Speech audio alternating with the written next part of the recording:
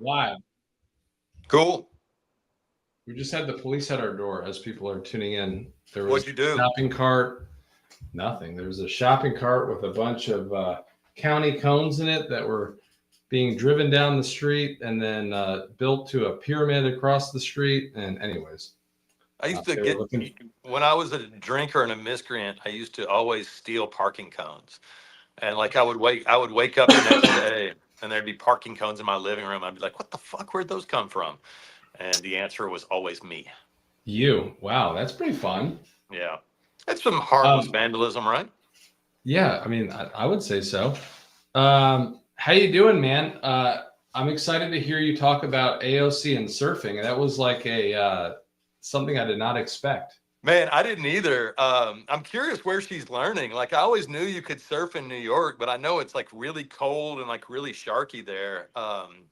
So like, I hope I she's think coming. she may have been out. She may have been visiting out where you are because one of the responses on Blue Sky, I thought from one of the, I think from one of our friends, was talking about the area. Oh, I assumed maybe she was doing it in Puerto Rico. There's great surfing there. But man, I'll tell you, I was looking at the picture she posted, and that's like a legit wave. Like it's not a beginner wave, I wouldn't say. So it looks like she's I mean, why are we surprised? She's like really good at like everything. So I mean, I'm She not can do anything, I and was she gonna has. say like I'm not like even a little bit surprised like she's like a natural at that stuff. I wish I had started when I was her age. I think I'd be a lot better at it. Yeah, I mean, as Sam has discussed many times over recent years, AOC has balls of steel. We have asked her to lend one to Ted Cruz and many others. Yeah. So I don't think there's nothing she can't do. No, and I'll tell you, I would broaden that to maybe include a presidential run. I tell you, for a lot of time, I looked at AOC as a great communicator, as somebody who represented the younger parts of the party. Uh, but at the same time, like I was willing to believe some of the criticisms against her. Um, and so I just sort of in my mind was like ruling her out as a presidential candidate. And in my head, I just kept thinking, her next step should be to take on Schumer. Like I'm so fucking disgusted with Chuck Schumer these days that like that made sense to me.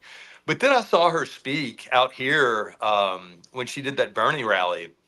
And my God, she was incredible. And the more I watch her, the more I look at polling around her, the more I realize like nobody should be putting any kind of ceiling on what she can do. I wish everybody in our party was the communicator that she is. I wish everybody in our party was the fighter that she is. I mean, she just, for I all the wish shit everybody she gets. in our party were the fighters that our comments are, as I'm looking at them. Oh, is that right? Is that right? Uh, Tim and everyone are here. Oh, cool, cool, cool. No, I'm a fan. I've been a fan for a while, but now that I've seen the surfing, I'm a fanboy, which I don't think is a cool distinction to have. But yeah, I'm a fan. Yeah, same here. And I think that like part of it was like early on, after she had this like major upset, which I feel like we've only seen maybe once or twice. I mean, at least that I can remember, right? One of them being in Eric Cantor in Virginia, Yeah, right? Like there's that's very who I was few of thinking of these. too. Yeah, Yeah. We saw her do a few things which probably like in hindsight, like we would be lifting up right now. But at the time it was like, okay, we're rocking the boat a lot. She's protesting outside Nancy Pelosi's office. So yeah, like when I go back and I look at like the criticisms that I've had on AOC online, it's mostly been like that kind of stuff. But ever yeah, since then, like, and in hindsight, again, she was probably right at the time, but she really has yeah. like found her the sort of perfect lane in the division of labor and lifting up people and all that kind of stuff. Well, not only that, but like she doesn't get so hemmed in at her own place that she won't work with other people. Like, for the longest time, you had this civil war in the Democratic Party where the left and the middle hated each other so much that, we were kind of our own worst enemy. I mean, we still are. Uh, but I think we learned through the Biden years that AOC was about getting shit done. It wasn't about talking points. It wasn't about fundraising emails. It was about actually passing legislation that would help people. And that was really where she won me over. Like you'd see her taking so much shit from the left for helping out, like on some of the big Biden bills. And there she was, like just getting it done and actually helping people. Anyway, yeah, I'll tell you. And the other thing I would say is this: she was talking about moving from a soft top to a hard top board. That is a big moment in any beginner surfer's journey. So I'm very stoked for her. That's very exciting. You got to post about that and tag her. To your previous point, I think that you're starting to see that like throughout the country, and I don't, knowing Democrats, maybe it's polling, but maybe people are finally getting this right. I told you, I talked to Acosta for like 40 minutes, and one of the things we talked about at the end was just sort of like what you've said all along, which is like talking to our base, right? Republicans do that. It was sort of that like moment with Nancy Pelosi and impeachment where it seemed like it wasn't going to happen, but like Republicans never forget their base. And one thing I think that has happened this year that was sort of overlooked but was interesting is Roy Cooper, within like 2 weeks of getting in the Senate race, announced the Bernie endorsement, and I think maybe an event. But that just shows, right? Like in North Carolina, we've got a really like solid, serious candidate, and he's not like trying to play it too cute by half. Yeah, well, I mean, I think Cooper, like all of us, can read a poll. And every poll shows that Bernie AOC type politicians are just way more popular right now than what we, have generally referred to as traditional centrist Democrats. I think where centrism sort of lost its way is it didn't fucking stand for anything. It didn't fight for anything. It was about the path of, least resistance. And it's hard to get passionate in defense of the status quo, right? You end up just looking like John fucking Fetterman or Kirsten Sinema, and nobody wants that shit. Nobody gets excited about that shit. Whereas if you have somebody who's actually fighting for you and you can tell it's real, it's coming from the heart, it's coming from their gut. That's easy to line up behind. That's easy to support because you can tell they're supporting you. When you can tell the politician is doing it to win an election, who gives a shit? I mean, really, who gives a shit? It just. But he's also like Cooper. He's like not just reading a poll. He's like in the sense of what could be like a primary, the way that people used to, right? He's not worried about like what a general election poll would say because there's videos and footage of him out there with Bernie. Like he's not afraid to tie himself at the hip, which is I think feels a little new. No, I agree. I completely agree. I mean, it's you're absolutely right that there is a time that like red or pink or purple state Democrats would have run from Bernie, and now or at least run from Bernie's positions. Right. I think what Democrats are slowly but surely figuring out is that these fucking assholes are going to call us socialists no matter what we do, no matter how much we play ball, no matter how much we try to compromise, no matter how much Joe Biden talks about his good friend Mitch McConnell, we're still getting called fucking socialist. So we might as well do shit that helps people. We might as well stand for something instead of being wishy-washy and putting our fingers in the wind to try and figure out what we should stand for on any given day. Yeah, and by the way, the other to tie this to the Acosta point that I found interesting, and I think I agree with him too, but and he was never knocking Acosta was never knocking Kamala. He was saying this in a way that was one, he loved how like raw she was, agreed with you and I in terms of like she should be out there telling her story, and for 9 months other people have been doing so and all that.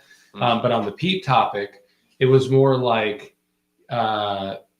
he really appreciated how she talked about it, but at the same time, he felt like that could have brought out more votes, right? And it's like it's time to start thinking, like stop worrying about whether or not like we're losing people because we're progressive and we're different and all that kind of stuff, and just excite and motivate our base.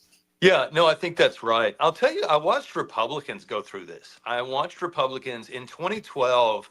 I remember the Republican primaries were down to three candidates. It was Mitt Romney, Rick Santorum, and then Newt Gingrich was still in the race, but he was mostly just traveling to our nation's zoos and racking up campaign debt that he still hasn't repaid because he's a giant piece of shit. But I remember Wait, was Santorum. this was Romney? This was in 2012, and I was Yeah, referring to with the dog on the roof. Yeah, Newt yeah, yeah, Gingrich. yeah, yeah. No, I was talking Yeah. about Newt Gingrich was the one who was going on to the different. Yeah. Newt Gingrich has got like a crazy amount of debt, right? Yeah. He's still. Oh, yeah. I think it's like around $5 million in campaign debt. But we can never forget about the dog on the roof when it comes to Romney. No, I'll tell you a funny story just as an aside. I was in New York with Romney. I think it was September 11th, like one of the anniversaries, and Mitt went to get a bunch of pizzas to hand out at a firehouse. And when we were coming out of the pizza shop, he put them on the roof, and somebody in the crowd yelled, "Mitt, that's not a dog. Don't put it on the roof." And it's just like, it was classic New York. But no, what I was going to say was I remember Santorum at the time, and he was still hanging around, still collecting delegates, which was surprising because if you were like me, you always thought of him as sort of a fringe right-wing asshole, right? Like a guy who could never win elections, because that's sort of what we thought at the time. Like a hardcore right-winger could never win a general election. And Santorum was making the argument that by nominating moderate Republicans, somebody like Mitt Romney, they were just going to end up pissing off their base, and they would never have the excitement they needed to win a general election. At the time, I remember thinking he was fucking crazy. That like they needed to nominate Mitt because that was their best chance to win. Of course, then Mitt gets his ass whooped, and I'm not going to say Santorum was right just because I don't want to have to fucking reboot my brain with such an idiotic message. But I will say, there's something to be said for listening to what your base cares about, for listening to what excites them, what motivates them, what they're passionate about. I heard everybody say, all these Democrats say after this last election, the most important thing we can do right now is listen. We should listen to what the voters care about instead of telling them what they care about. But I don't think that's what they're doing. Like, I feel like if we were listening, we would hear what Mamdani's voters are saying instead of making him jump through more hoops, right? There's still a massive disconnect between Washington leadership and Democrats around the country. I mean, you look at Kat, I'm going to butcher her last name, Abuzela, I think is how you say it. I think she's at a point now where you don't even need the last name. It's like AOC and Kat. It's funny, when I text about her, my autocorrect changes it to all caps KAT, which is the initials for Carl Anthony Towns, who plays for the Knicks, who played for Kentucky, and I'm a big fan. And so I, for years, have been texting my friends about Carl Anthony Towns. So now when I text about Kat, the congressional candidate, she gets the all caps NBA treatment. That's pretty good. I think so. And by the way, I just want to say, no matter what happens in that primary, it kind of reminds me a little bit of like a Val Demings, or hopefully we see those folks more. But like, no matter what happens, actually, what was the guy that ran, the blue hat guy that ran for president on our side? Mr. Math. Yeah, Mr. Math. The Dem that, no, the guy, what's his name, that like tried to start a third party? Oh, Schultz? No. So Tim's going to come in the comments and tell us. No, the guy that ran for president as a Democrat, and he had the math hat, blue. I don't remember that at all. Oh, you'll remember it because you were so livid with him. There we go. Yang. Oh, yeah. So it kind of reminds me of like Yang, where like you run for something. Thank you guys in the comments, because it's a Friday for me. And you can make the best of it or make the worst of it, right? And he made the worst of it afterwards. And so with what she's doing, no matter what happens, if for some reason she doesn't win the primary or wins the primary, and then she'll be in, she's going to have a platform to build on, right? And then it's like, what do you do with it? And I think that she's one of the few people, at least recently, that would do something good with it. No, I completely agree. I mean, and the reason I know that is because I see what she's doing every single day. She's not spending a shitload of time on fundraising emails. She's not whining and dining with lobbyists and rich assholes. She's in the streets. using her body to block ICE vehicles, getting thrown to the ground by ICE stormtroopers. She's doing the stuff we are begging our leadership to do, and they're not. Uh, and so, yeah, I see. I don't know. I see a new generation of leadership that's sick and fucking tired of press releases, and they're ready for some action. And I think the electorate, especially the Democratic base, is there with them. Yeah, I think that's right. I mean, it's going to be. You and I talked about this, I think, 2 weeks and 3 weeks ago. But it's sort of like, all right, if you see somebody exciting, wait a minute or two and Yeah. make sure that like they are a cat and they're Yeah. getting thrown to the ground by ICE or standing in front of a vehicle and they don't just have a good ad. But this stuff's it's going to shake out, by March, April, or May. And I think usually like, after a month, or actually October 15th, we'll probably know on FEC reports based on who people are working with and listening to and all that kind of stuff and what they're doing, what type of candidate they are. You can tell we like to be careful. We try to stay out of primaries, but I am a big Cat fan. I'm enormously grateful for what she's doing. No, you're not wrong. It's easy to. We're also desperate for any kind of like a toehold of hope right now that it's easy to fall in love, right? Like, especially since political ads have gotten so fucking good. For me, the cautionary tale is always going to be Allison Lundergan Grimes. I covered her race against Mitch McConnell in 2013, 2014. And I remember I got home to Kentucky, and it took me about 5 minutes to see she had no business running for the Senate. Her family was corrupt as fuck, and she was going to lose very badly. And But by the way, corrupt as fuck, referring to Jerry Lundergan, who was convicted and went to prison from this campaign. Yeah. I remember Jerry very well. Yeah. Oh my God. I took so much fucking shit from those people just for stating the obvious that she was going to lose. And she did by 16 fucking points. But I remember when the campaign started, it started with a Mark Putnam ad that aired on Morning Joe, and the Morning Joe Democrats got super fucking excited. And Mitch is in big trouble. He's got shit approval ratings. And he won by 16 points.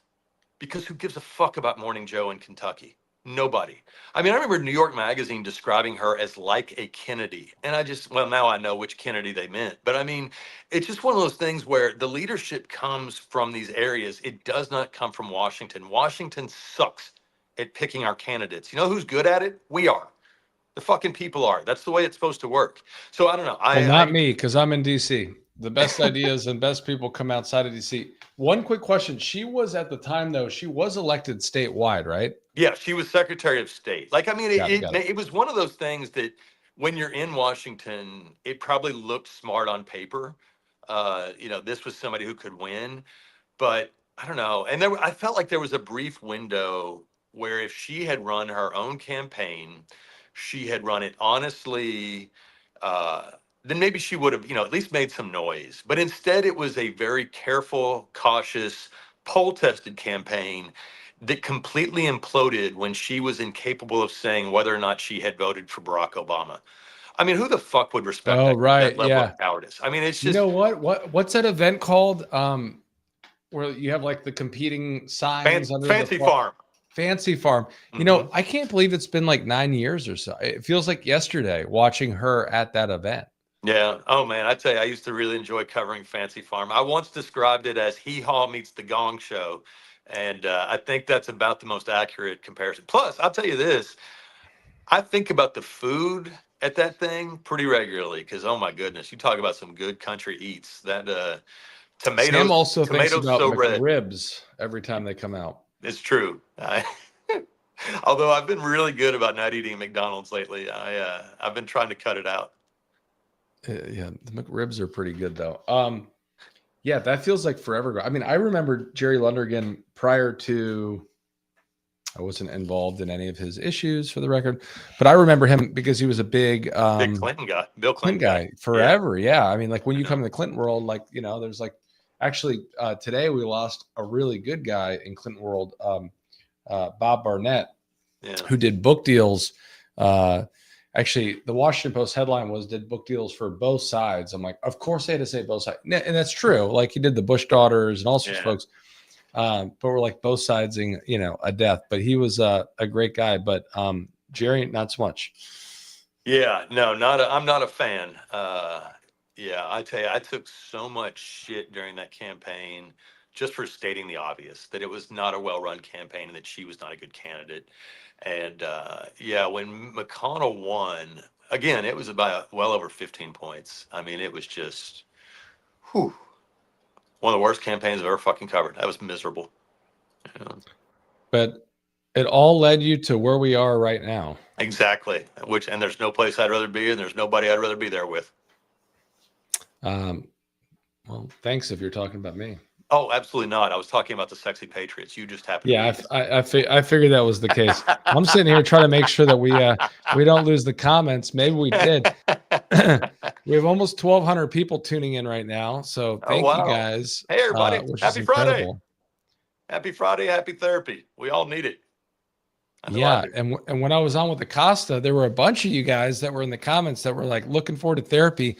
And Acosta and his folks were like, what's this therapy thing that's going on? I mean, he should know. Goodness gracious. If that son of a bitch hadn't been to therapy, we're gonna have to get him on. I think he's been to therapy, but I don't think he understood what the Friday therapy was that was happening today. I'll tell you a funny Acosta story. We covered Romney together, and there was one day that Romney, they had us assemble. We were in California and they had us assemble in the morning, but they didn't tell us where we were going to be going. And so all these reporters were all just standing around waiting to get on this bus.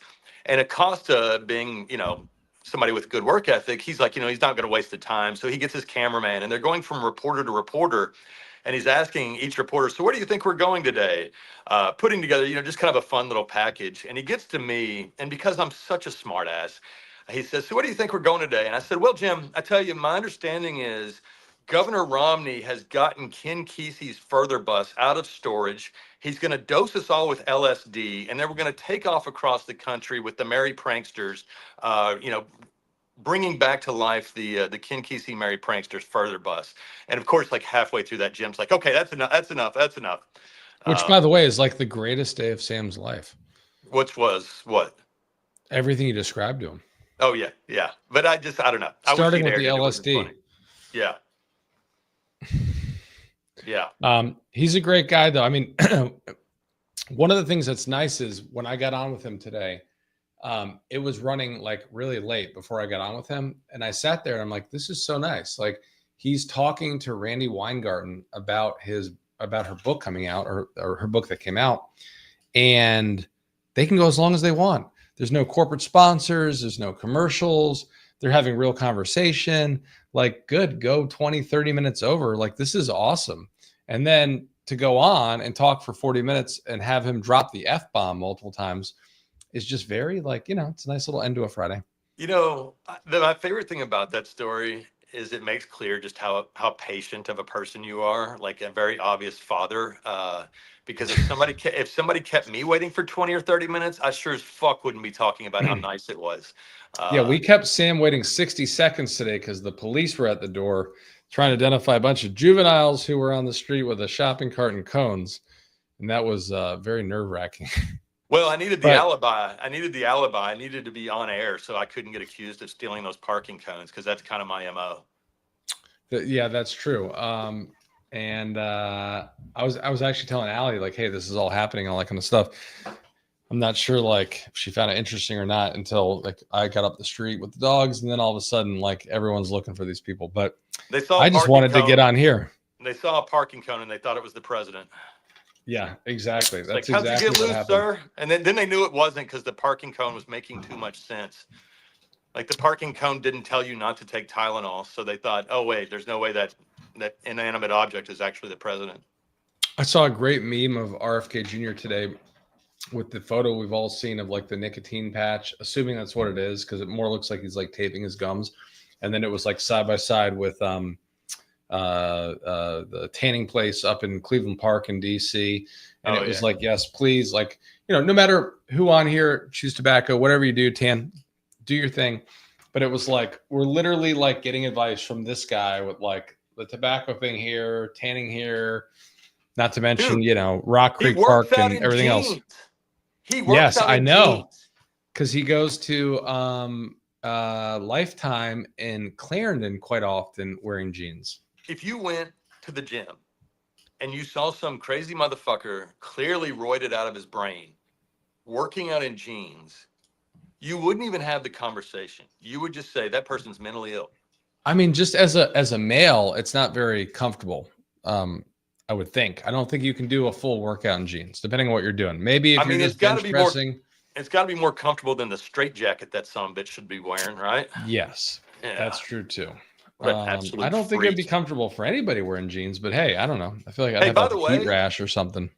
everybody, take all the Tylenol you want. Now, I'm not a doctor, but neither is the game show host, who's our president. So, I feel like my opinion carries as much. Just take it with the instructions. Yeah. Don't take all you want. Like, yeah, or just, I don't know, shove the bottle straight up your ass. It's got to be healthier than anything Trump and RFK are suggesting. I feel like if we had legal here, they would say just follow the back and the instructions. But it is safe for pregnant women if you have a fever or anything like that. Yeah, yeah. I'm always the like asterisk legal guy. Trump seems like the kind of person who would tell a woman to switch to menthol cigarettes during her pregnancy because they're better for you. 100%. By the way, I'm throwing a few comments up here. Kennedy skips leg days. I think that's probably right. Yeah, he skipped fucking brain day too. No, I tell you, what's funny? Did you ever see the movie Dazed and Confused? Yes, 100%. One of my all-time favorite movies. But there's a scene where the kids are going into a liquor store. They're going to try to buy booze, even though they're underage. And when they get in there, there's a pregnant woman at the counter buying beer. And the old man behind the counter says, "Now remember to eat a green thing every day. It's good for the baby." And it's just like, it's a throwback to like 70s, like pregnancy health. And I feel like that's where we're headed right now. Like, feel free to drink and smoke all you want, but eat a green thing every day and you'll be fine.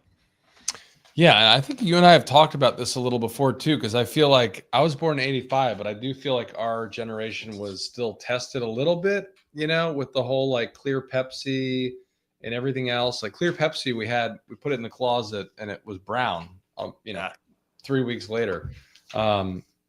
I did not.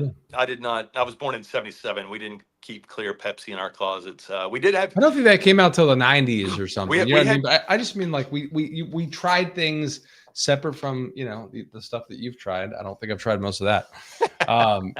That I think we're still kind of figuring out how that's going to affect us down the road. Well, I'll tell you the craziest shit we had when I was a kid. One were candy cigarettes. Like when I started. Smoking, I it was remember like, that. Gee, I wonder where I learned this. The other one I remember is lawn darts. Lawn darts were like a weapon. Like they were just these really fucking sharp stakes. And the whole game was you throw them up in the air as high as you can. And then see where they yeah. I remember those. Just absolutely fucking insane. And of course, if you tried to outlaw them now in 2025, you'd be like, oh, goddamn government's trying to keep me from impaling the neighbor child. And it's like, yeah, because the neighbor child should have a chance to live. Sorry, you don't get to play lawn darts. The neighbor child's got a shopping cart full of cones. The other thing, I feel like this was I think you may have put this in the newsletter like 6 months or a year ago. But remember the Zebra Gum company finally went out. Remember like oh yeah, it was like a rainbow fruit. It was like stripe. Zebra fruit stripe. Yeah, yeah. You had the worst fucking gum ever. But we all went to 7-Eleven to get it as an excuse to go to 7-Eleven. Well, we did Big League Chew. We were really into. Big League Chew. That was the best, man. The place I'm from in Kentucky was a really big tobacco town, and every grown man, it seemed like either smoked or dipped or chewed. And so, we were kids, we were emulating that. And I mean, the Big League Chew, oh my goodness, you just have a big plug of it in the side of your face. Does that still exist? I don't remember like the shreds of it. Yeah. That got you ready for chewing tobacco. Yeah. Now I can taste it right now. The candy cigarettes got you ready for smoking. Yeah. I actually did. I chewed tobacco in high school. I played soccer and I didn't want to fuck up my lungs smoking. And so I dipped Skull And then when soccer was over, I smoked. And yeah, I was Yeah, you're like, I prefer a different type of problems. also, if I'm honest about it, I was soft, and the chewing tobacco upset my tummy. I smoked for years and quit in 2021, and I remember in the 2008 campaign working for Hillary, and I'd walk by all these people that were smoking. I thought it was like the most disgusting thing ever. I'd take a different entrance and all that stuff, and I can't even remember maybe 2009, 2010 when I started smoking cigarettes, and I was just like, I couldn't believe I like finally became that thing.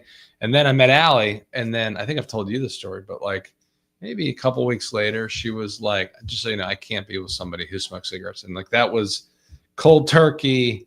Like, you know, we'll move on, figure out other stuff. But that was the end. I mean, I just couldn't believe I quit. But It's funny. I quit in 2016 or 2017, and it's one of those things now where I'm just like, what the fuck was I thinking? I mean, I was a pack a day, pack and a half a day smoker for 20 years, and now it's just like, dude, what were you thinking? I mean, part of it was I was a newspaper reporter, and like my bosses smoked. Like my first couple of newspapers, you smoked at your desk. Like, it was almost part of the image. It was part of my routine.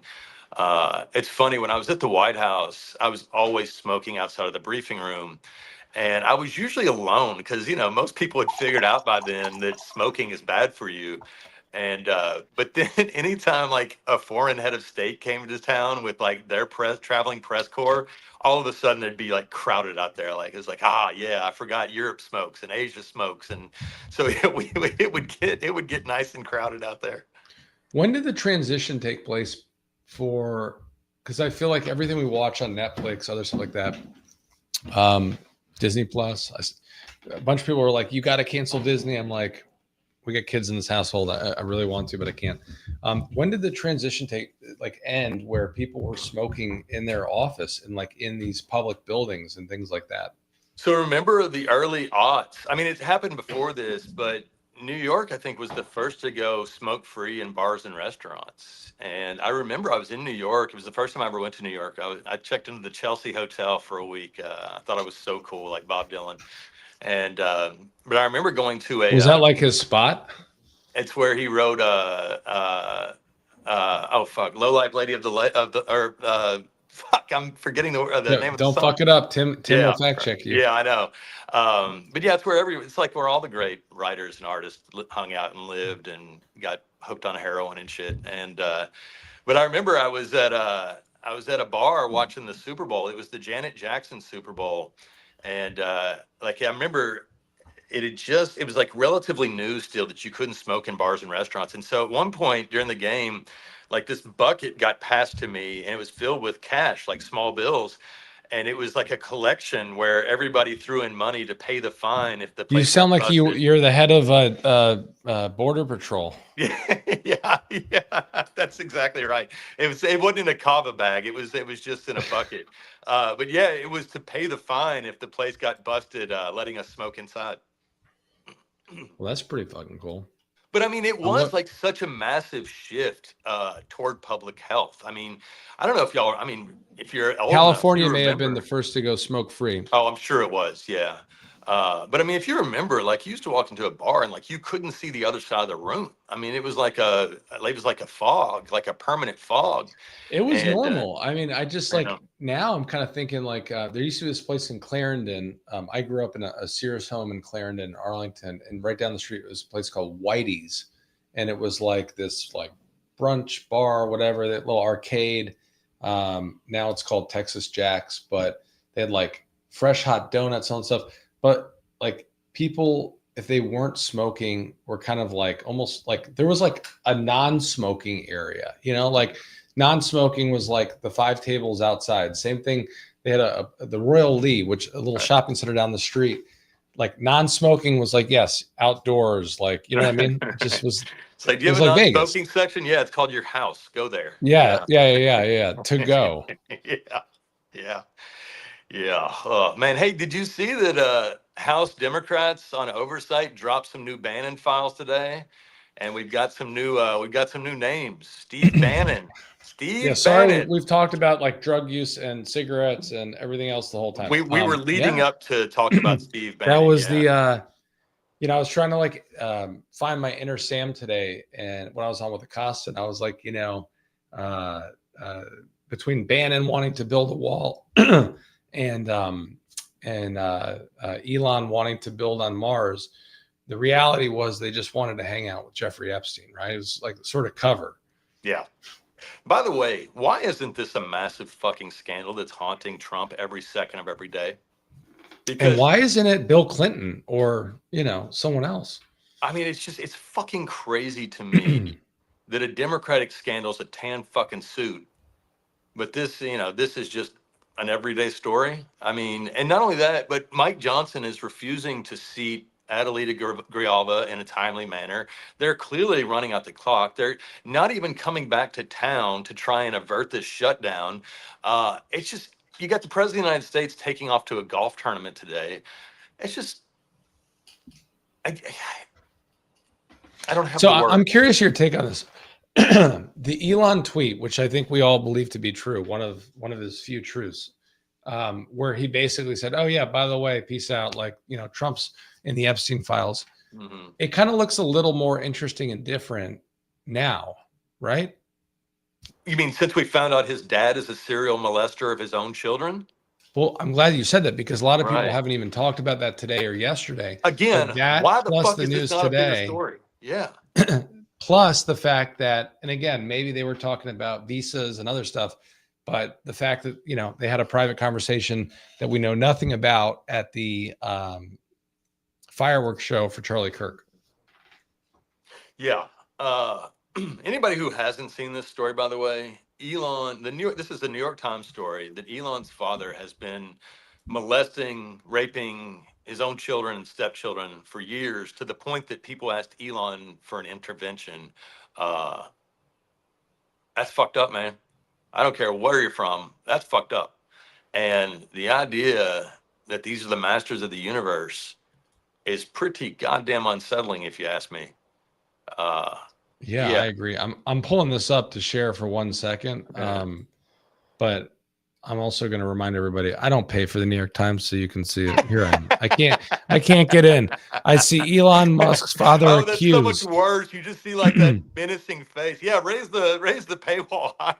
Here, guys, we're going to reload it for 1 sec. There we go. We got it. Accused of child sexual abuse, but the paywall covers the child It's the sexual. only time I've ever been happy to see a paywall. Like, covered up that whole fucking terrifying face.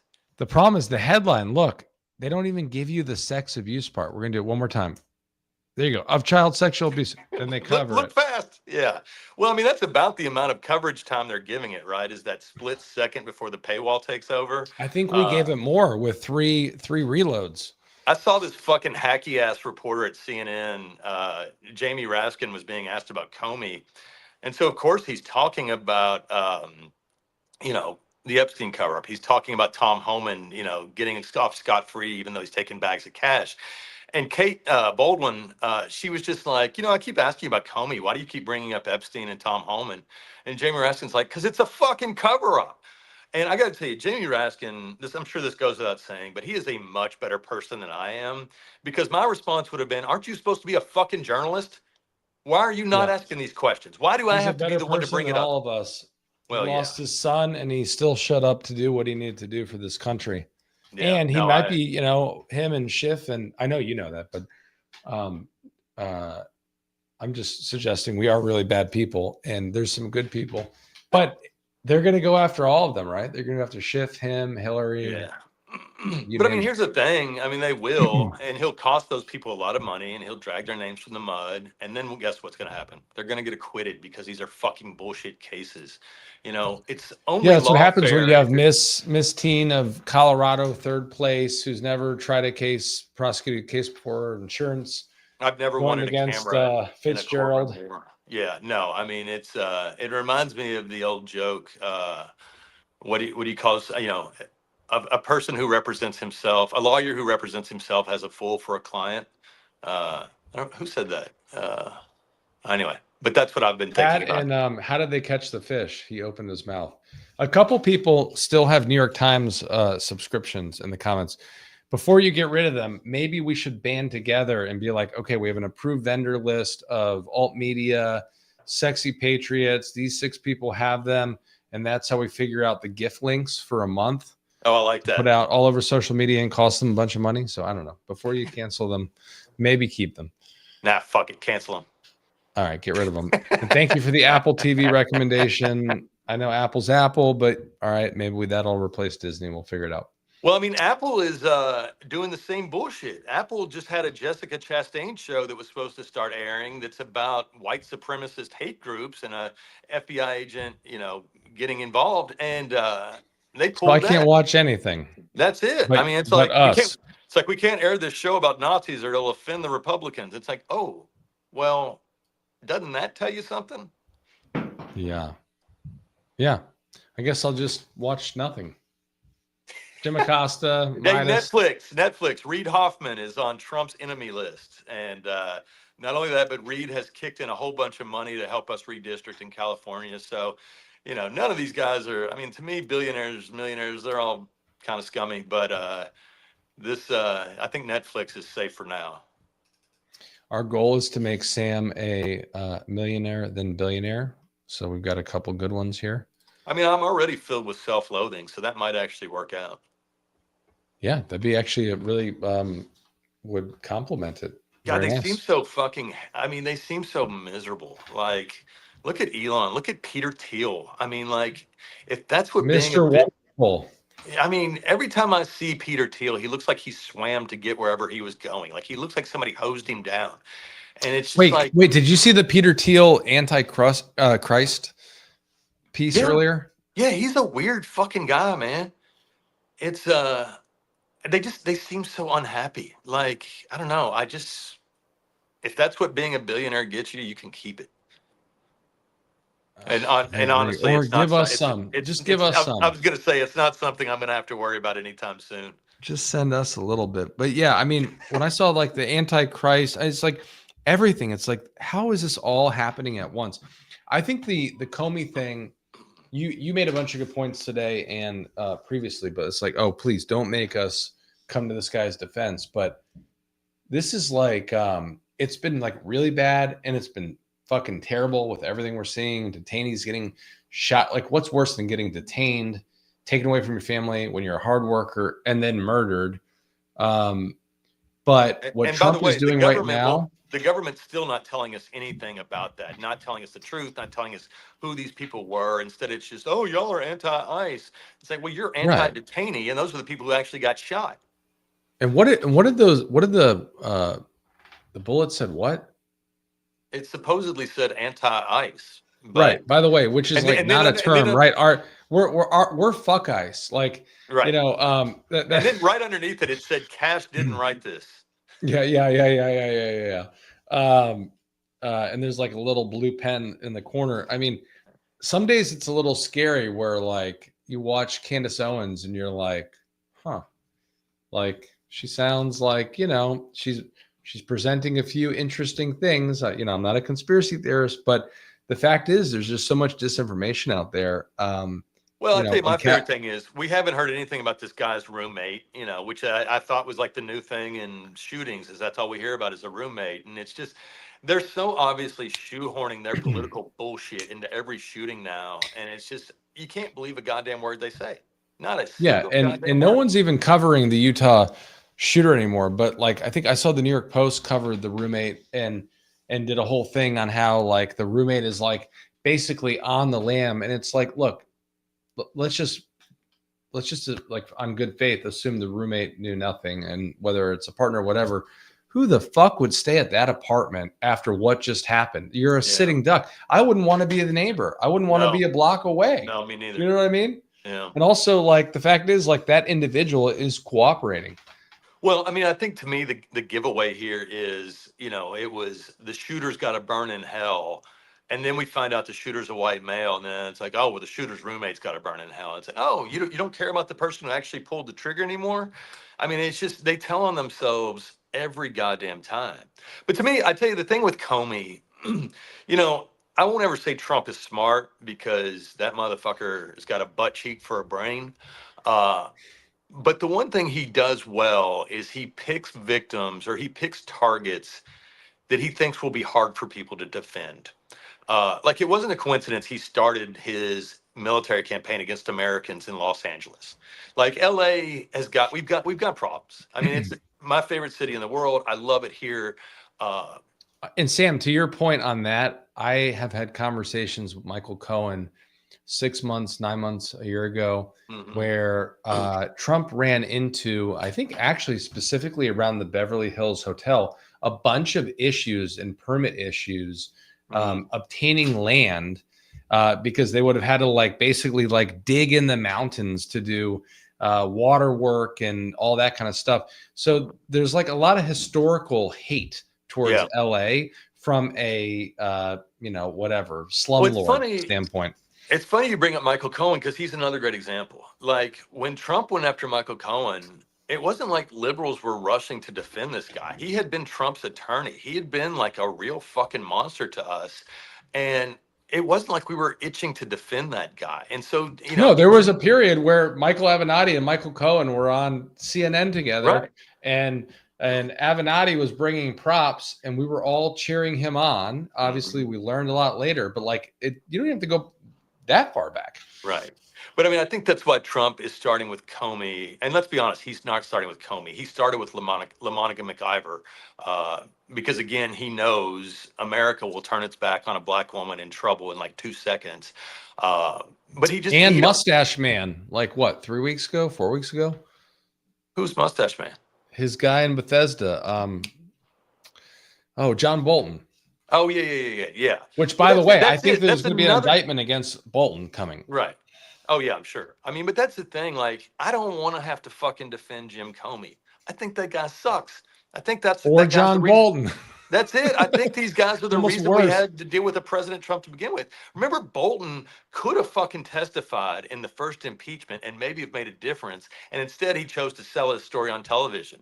I don't lose any sleep or any tears over John fucking Bolton, but I do lose sleep and lose tears over a president of the United States using DOJ as his own personal fucking weapon. That's a problem for me. And so, you're never going to see me saying nice things about Jim Comey or Bolton. But we still have to defend these guys, even though they suck. Right. And that's also what you're saying is a very good reminder of why it's almost a point Waj made the other day. Him and Tim Miller got into it. And I only know Tim because Tim ran America Rising when I was running Ready for Hillary. And his whole thing was like, look, like you guys, you can't have the keys to the car. But like you can get in the car, you're going to be in the back seat. This is Waj's whole standpoint. But if you go back to Barack Obama, there's very little you can take away from his presidency that he did wrong. I think that like there were a couple things they could have done differently on Ukraine. Obviously, there was like this ridiculous crap about a tan suit that you mentioned, but he is the one that put in place Comey, right? Who is a lifelong Republican. And I think it just is a good reminder. I don't knock Obama for that, but it's just a good reminder, like, no more of this shit, right? Like I was cheering on Liz Cheney, everybody else during the campaign and all that kind of stuff. But like, let's just lift up fucking people who have been there all along or are younger and have been there all along or not like been part of the, the family of war or whatever else, Yeah, no, I am done with the bipartisan fucking tokenism. But I also think about it how the media really pressured Obama to have Republican friends, to have Republican cabinet members. One of the refrains I remember, I mean, now that we're on the cusp of a government shutdown, one of the refrains I remember more and more was like, why doesn't Obama have a drink with McConnell? And then Obama had that great comeback. He's like, you have a drink with Mitch McConnell. Like, does that sound like fun to you? And it was just this idea. You're reminding me of what was the beer summit? Who was that? The beer summit. Yeah. But I mean, it was just this thing where, like, this moralizing media, the civility police felt like it was their job to tell the nation's first black president that he needed more white Republican friends. And it was just such horse shit. You never see them pulling that crap with Trump. They're never like, oh, are you going to put a Democrat in your cabinet? It's never like, why aren't you having a drink with Chuck Schumer? Why aren't you playing golf with Hakeem Jeffries? It's none of that shit. And it's just, oh well, You that's and I just would be Trump like, being we can Trump. tell you why we're not having a drink with Chuck Schumer or playing golf with Hakeem Jeffries, but that's an easy one. But to your point, like if we have elections and we win, whoever's president, like every time they get a question, they should just play a video of Donald Trump for 60 seconds doing 100 things and then be like, next question, for all these stupid fucking questions we get asked. Yeah. Yeah. I hope we get to that point. I don't know. Not to end on a bad note, but I don't know. This has been a long one, almost an hour. Yeah. Any happy endings? I actually do have one. In addition to being so happy for AOC moving off of a soft top, I had lunch today with my good friend Robert and his mother. And his mother just celebrated her 93rd birthday. And I got to tell you, it was really a treat to chat with her. The best part is she's a Florida Republican who has turned against Trump, so that's a positive. But it was just such a. And by the way, asterisk. I think Eric Hires may be working on the campaign, but David Jolly is outperforming a Byron Donalds in the polls. I mean, that's it. I just keep waiting going. No, it's fine. I keep waiting for the maybe fever to break in Florida. It happened in Virginia. You never know. But anyway, it was just a really nice lunch, and I don't know, a good reminder to listen to people's stories while you can. When you say 93 years old, it makes me think of the photo that you flagged this week, and so did Penguin6 on Twitter, of that beautiful old tree being torn down at the White House. That, like, if it could tell stories, just imagine everything it could tell, and it's just like gone. Yeah, that's why Trump cut it down. I'm ruining a happy ending. Yeah. No, Trump cut it down because he couldn't have it talking. Wait, to wrap up the happy ending, exactly. What'd you guys have for lunch? Anything good? I had sliders. Yeah. Okay. Yeah. No, it was really nice. It was a nice lunch, and yeah, I tell you, the more things get fucked up, the more grateful I am for the friends I've got who remind me that there's a lot of goodness still in the world. There is. And you have to keep talking for like at least 10 seconds. I didn't get all of the notes, but there's a bunch of like birthday messages for her. I mean, if you would like me to, start singing, I could. No, I'm kidding. I'll tell you. Sam, can you stop talking? But I'll tell you one more Mitt Romney story. This is my favorite one. During the Democratic convention that year, we went to Vermont, where Romney did debate prep for a week. I used to ask people, they'd say, how did Romney lose? I'd say, well, he spent a fucking week in Vermont. Which is, by the way, where Stuart Stevens, who is is one of the great ones, is. Well, I mean, that was part of it. Like, Stuart, was a senior advisor to that campaign. But one day, I guess it occurred to them that they weren't actually going to any swing states. So we got on a little bus and we drove across the border to New Hampshire for Mitt to get pizza. And so the pizza place was called Louie Louie. And Mitt goes in, we all go in, and he's paying for the pizza. And the kid checking him out is like, 17-year-old, purple hair, like probably doesn't even know who the fuck Mitt Romney is. And Romney's, the name of the place again was Louie Louie. And Romney says, Louie Louie, that was a popular rock and roll song in the 1950s. And of course, the kid's just giving the Gen Z stare at him like, who gives a shit? And Romney says, don't worry, I won't favor you with it. Yeah. I love that. And I want to say, for the record, the reason I said Stuart Stevens is because I mentioned earlier Tim Miller and Waj this week. Stuart reached out to me in 2015, the moment Hillary got in, and was like, what can I do? And he, for free, reached out over and over, did whatever he could do. So he's one of the good ones for the folks out there. I don't like everyone at the Bulwark, but Stuart Stevens is, I like Stuart too. He's real. And it wasn't like after the fact. I think I make Stuart nervous. I think I always have, but that's an effect. We'll have to fix that. Yeah. You make me nervous when the police are at my door. I'm like, hang on a second. I got another issue going on. Yeah, I have that effect. You guys. Yeah. Hey, thanks everybody for joining us today. This was a lot of fun. And I think it gets more fun every time we do it. I agree. And I needed the extra session this week. I don't know about y'all, but man, what a fucking week. Let's see just how crazy shit gets this weekend. I offered Sam this time on Friday at 50% off. So yeah, anytime a he said therapist offers yes. you a discount, take it, because that means they really think you need it. And I got the comments, but thank you guys who always send them just in case. This was fun. This was great. I enjoyed it. Thanks, everybody. Have a great weekend. Almost 1,700 people on right now, Wow. and a big chunk from Substack. And you guys are the one that pay our coffee bill. So thank you guys for everything. That's so awesome. Thank y'all. Love y'all. Have a good weekend. See you guys.